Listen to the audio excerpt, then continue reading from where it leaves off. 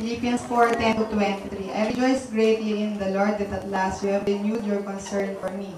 Indeed, you have been concerned, but you had no opportunity to show it. I'm not saying that because I am in need, for I know how to be content whatever the circumstances. I know what it is to be in need, and I know what it is to have plenty. I have learned the secret of being content in each and every situation, whether well-fed or hungry, whether living in plenty or in want.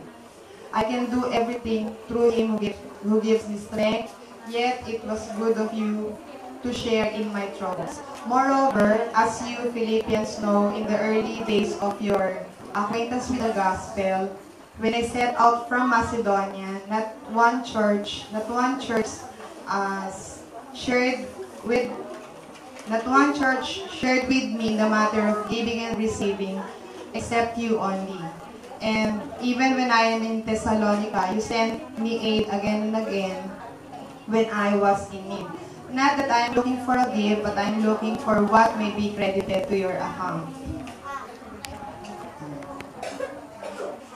I have received the full payment, and even so I am amply supplied. And now I have received from Epaphroditus the gifts you sent me. Now that I received from Epaphroditus the gifts you sent me, they are fragrant offerings, acceptable sacrifice, pleasing to God. And my God will meet all your needs according to His riches in glorious riches in Christ Jesus. To our God and Father be glory forever and ever. Amen.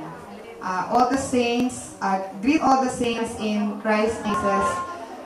The brothers who are with me send greetings. All the saints send their greetings, especially those who belong to Caesar's household. And the peace and the grace of the Lord Jesus Christ be with your spirit.